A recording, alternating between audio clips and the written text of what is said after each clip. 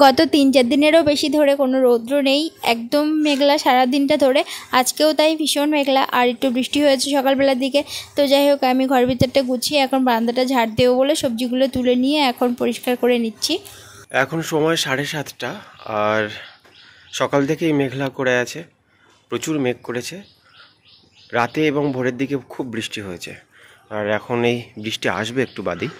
আর বুলটি ওখানে মুরগিকে ঘাস দেওয়ার জন্য ঘাস কাটছে, মানে ওরা ঘাস খেতে পছন্দ করে, তাই জন্য ঘাস কেটে দিয়ে আসবে। আর রাইকে সকালবেলায় ওর ঠাম্মা প্রচুর ফুল এনে দিয়েছে, গাছে প্রচুর এই টগর ফুল হয়, সেই টগর ফুল এনে দিয়েছে। ওই ফুল পছন্দ করে এবং খেলাও করে, তো খুব কাঁদছিল বলে ওকে দিয়েছে।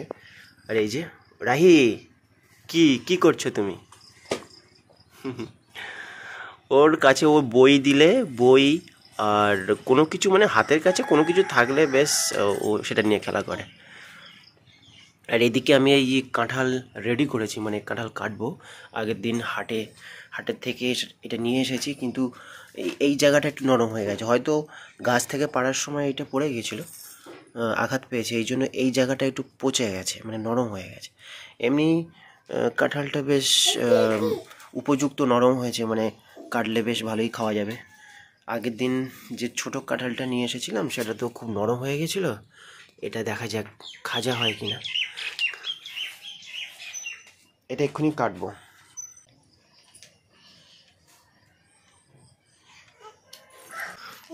কি হচ্ছে, কি বলো? মা বাগানে কাজ করছে, মুরগিকে ঘাস দিচ্ছে। কাঁঠাল খাবে তুমি? খাবে? কাঁঠাল খাবে? খাবে না কেন? খাবে না কেন? ভালো লাগে না? একদম ভালো লাগে না? কি তোমার কাঁঠাল খেতে ভালো লাগে না? কাঁঠাল খেতে ভালো লাগে না?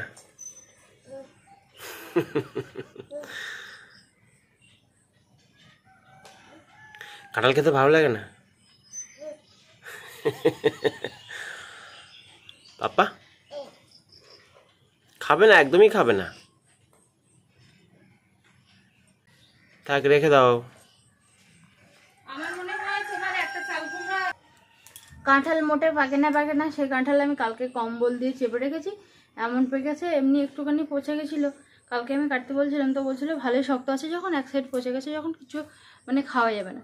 তো যাই হোক, কম্বল দিয়েছি, ব্যাস এমন পেকে গেছে, আর সে পচা জায়গাটা আর বেশি বেড়ে গেছে।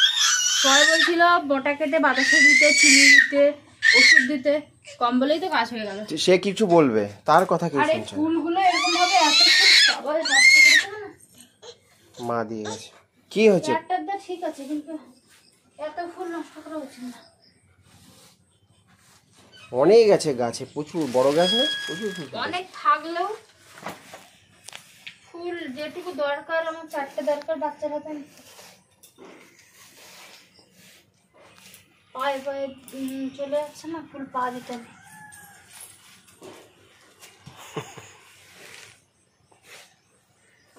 সেদিন তো দেখলেন 2টো কাঁঠাল এনেছিল, কিন্তু সেদিনই একটা কাটা হলো, ভীষণ নরম, কেউ তেমন খেতে পারেনি। বড় কাঁঠালটা এতদিনের পর অপেক্ষা করে পাকলো, তো আবার এক সাইডে পচেও গেল। তো যাই হোক, বড় কাঁঠাল আনা হয়েছিল, আসলে 2টো ঘরে বেশ মানে সবাই মানে খেতে পারবে ভালো করে। এখন বাইরে কিন্তু ভালোই বৃষ্টি এসেছে, তো সামনেটায় জল ছিটে ছিটে চলে আসছে, ওই জন্য ওই পলিথিনটা আমার মেয়ে আবার ছিঁড়ে ফেলেছে, ওইটাকে আবার ঠিক করে দিই।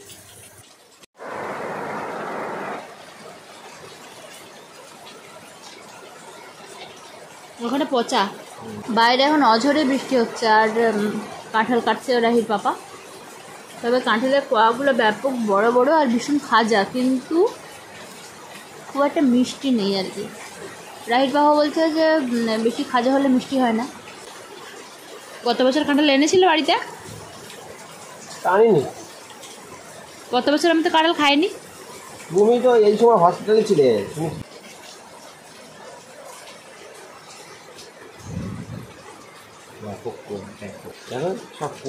কাঁঠালের কোনো আতি তেমন নেই, শুধু হচ্ছে পচা ওগুলো। এটা আলাদা করে রাখো না। পচা ফেলে দাও। এতগুলো কয়া বেরিয়েছে, সাথে আমরা খেলাম 4টে বসে না। কি আমার চুল ধরে টানছিস কেন?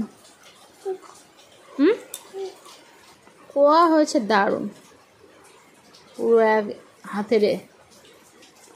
আর কাঁঠালটা শুধুই কোয়া, কাঁঠালের ভেতরটা মানে অনেক মানে হাবিজাবি থাকে, এটা ওটা থাকে। দেখুন এত পরিমাণে সেগুলো কম, শুধু কোয়া আর কোয়া, একদম নষ্টই হবে না। আর কাঁঠাল, এই কাঁঠালটার ছাল আবার কি পাতলা, তাই না? কি মোটা ছাল হয় সেখানে, কাঁঠালের ছালটা দেখুন, এই দেখুন কি একদম একটুখানি পাতলা। তো মায়েদের কিছু কাঁঠাল দেওয়া হলো, আর ওদেরও মানে কাঁঠাল এনেছিল, আমাদেরকে দিয়েছিল কালকে রাতে, কিন্তু আমাদেরটাও বেশি নরম হয়ে যাচ্ছে, ওই জন্য দেরি না করে আজকে আবার কাটতে হলো। মা বললো এমনি আছে, আবার দিয়ে যাচ্ছিস, কাঁঠাল জিনিস তো মানে বেশি তো খাওয়া যায় না। তো যাই হোক, এখন আমরা একটু এসেছি রাস্তার দিকে।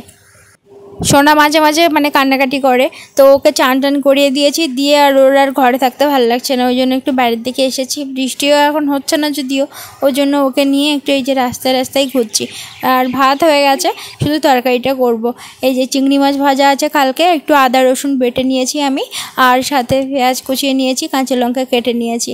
আর এখন মানে চিংড়ি মাছটা একটু ভেজে নেব, আর কচু আর আলুটা আমি সেদ্ধ করে নিয়েছি আগে, তারপরে গিয়ে এখন ওই মানে চিংড়ি মাছ দিয়ে রান্না করব। ওই জন্য মশলাটা আগে ভালো করে কষে নিই, আর মশলাটা হতে হতে এদিকে কচু আলুটা ছাড়িয়েও নিতে পারবো। আর এই এখনকার কচু না মানে কিছুটা সেদ্ধ হয়, আবার কিছুটা মানে কেমন একটা শক্ত শক্ত হয়ে থাকে। তো যাই হোক, এতে সব রকমেরই মশলা দিয়েছি। এখন দিয়ে দিলাম লাল লঙ্কার গুঁড়ো, এখন একটুখানি কষে নেব, আর একটু নিয়ে জল ঢেলে দেব।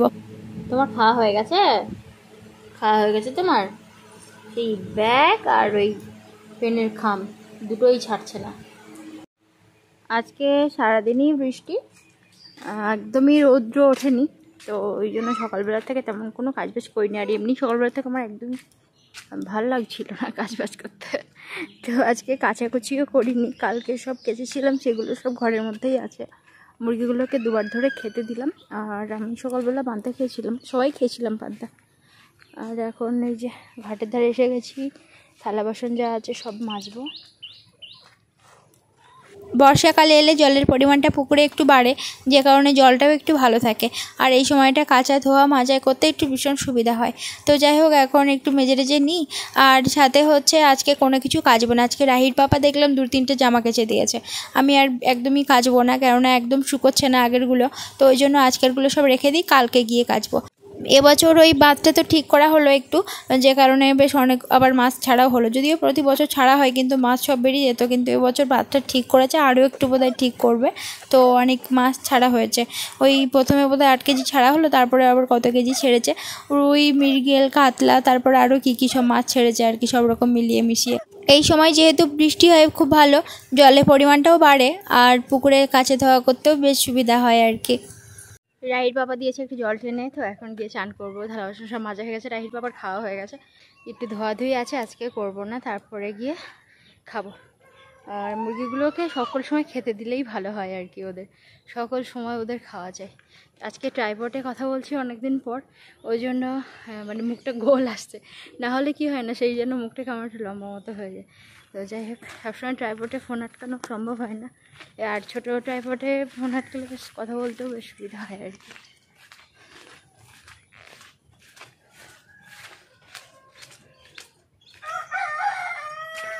এতক্ষণ থালা মাছ দিলাম, আর আমার বড় অপেক্ষা করছে কখন আসবে একটু তরকারি নেবে, না হলে মেয়ে ছেড়ে উঠে যেতে পারছে না। কি আছে? কি হয়েছে?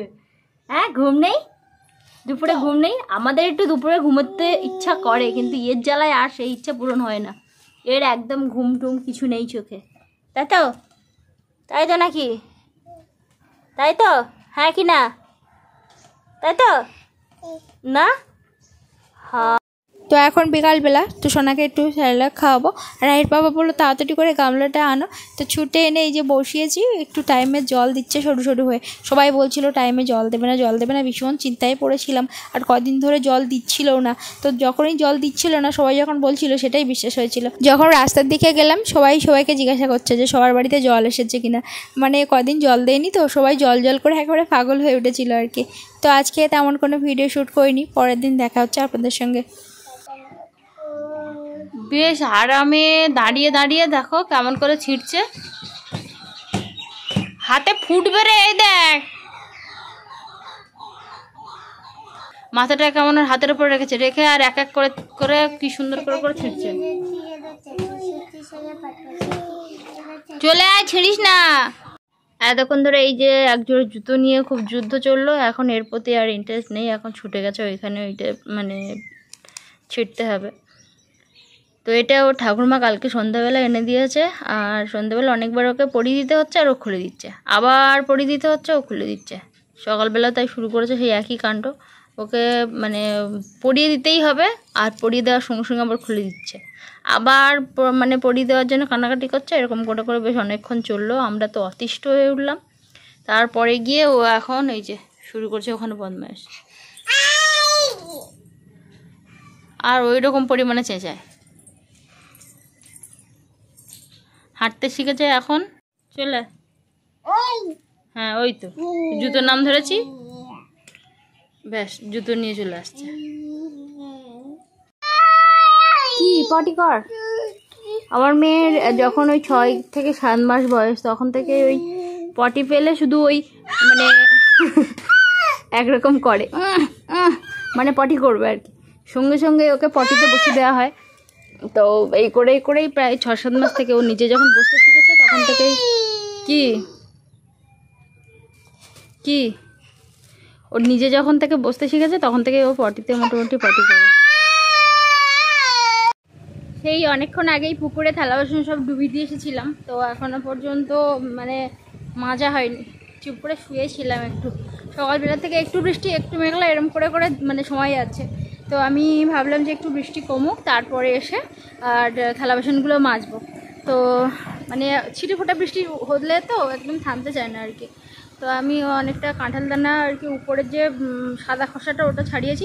কাঁঠাল দানা তরকারি ভালোই লাগে, কিন্তু ওই লাল অংশটা তোলা খুব মুশকিল হয়ে যায়, তো ওই জন্য আমি সেটা তোলার জন্য পুকুর পাড়ে এনেছি। এই যে মুরগিগুলোকে একটু খেতে দিলাম, ওদের সকালবেলা একটু চাল দিয়ে গেছিলাম, তারপরে এখন আবার এই যে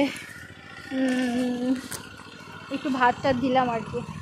আর নারকেল গাছে, এই গাছটা না নারকেল পড়ছে, এই যে এখন এই যে দুটো পড়লো, আর ওই ধারের দুটো গাছে নারকেল পড়েছিল দুটো, আমি সকালবেলা কুড়িয়ে এনে রেখেছি। তো এবছর সময় মতো মানে বৃষ্টি হওয়ার জন্য আর কি চাষবাসের কাজকর্ম শুরু হয়ে গেছে। ওই যে দেখতেই পাচ্ছেন ট্রাক্টর দিয়ে চষছে,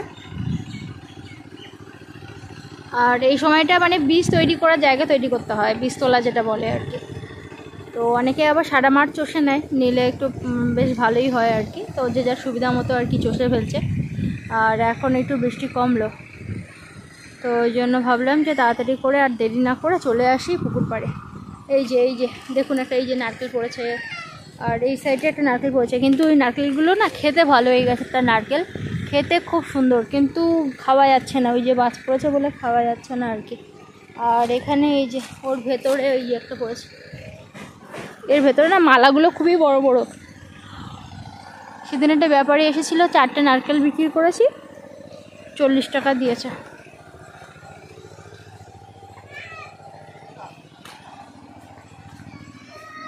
কাঁঠাল দানার তরকারি তো খেতে ভালোই লাগে, কিন্তু এই উপরে লাল অংশ তুলে রান্না করাটাও ভীষণ কষ্টসাধ্য আর সময় সাপেক্ষ ব্যাপার। তো ভাবলাম তাহলে আমি এরকমভাবে একটুখানি ঘষে নিই, দেখলাম যে চটপট হয়েও যাচ্ছে। আর তুষ বা গুঁড়ো এরকম কিছু থাকলে শিলের উপরে রেখে এরকমভাবে ঘষলে কিন্তু খুব তাড়াতাড়ি উঠে যায়। তো আমি একটু পুকুর পাড়ে এনে এরকমভাবে মানে ওই সিমেন্টের এর উপরে ঘষলাম, দেখলাম খুব তাড়াতাড়ি উঠেও গেল, বেশ ভালোই হলো। কম সময়ের মধ্যে অনেকটা কাঁঠাল দানার উপর থেকে ছাল তুলে ফেলা গেল। আর খুব ভুল হয়েছে একটা, যেটা হচ্ছে কাঁঠাল দানা অন্তত 2-3 দিন পর থেকে রান্না করে খেলে ভালো লাগে, না হলে না সেই কেমন একটা আঠা আঠা থাকে, অতটা বেশি ভালো লাগে না খেতে। তো কাঁঠাল দানাটা রান্না করেছিলাম, কিন্তু অতটা ভালো টেস্ট হয়নি। মা বললো যে 2-3 দিন রেখে যখন একটু আঠা কমে যায় তখন খেলে টেস্ট হয় আর কি। তো যাই হোক, থালা বাসন অনেকটা তো পড়েই আছে, আগে কাঁঠাল দানাটা পরিষ্কার করে নিয়ে এখন থালা বাসনটা মেজে ফেলবো। আমাদের গ্রামের কাজকর্ম সবসময় প্রায় সবটাই বাইরেই করতে হয়, যে কারণে ওই বৃষ্টির সময় একটু সমস্যা হয় আর কি, কখন বৃষ্টি থামবে কখন কী হবে এইভাবেই কাজ মানে সেরে নিতে হয়। আর এই দেখুন জল দিয়েছি, আমি ড্রামটা চটপট আগে ভরে ফেলেছি। দুপুরে রান্না করলে আর রাতের বেলা রান্না করি না, একেবারে বেশি করে রান্না করে নিয়েছি। এই যে কাঁকরোল ভাজা করেছি, ভাজাটা তো দুপুরেই খাওয়া হয়ে যাবে। আর এই আলু আর কাঁঠাল দানার তরকারি এটা রাতের জন্য একটু রেখে দেবো। এতক্ষণ আমার ভিডিও দেখার জন্য অনেক অনেক ধন্যবাদ সবাইকে। আর এখন দেখুন বাবা মেয়ের খুনসুটি চলছে। আর এই ভিডিওটা এখানে শেষ করছি। আমার ভিডিও যদি ভালো লাগে অবশ্যই কিন্তু লাইক কমেন্ট করতে ভুলবেন না।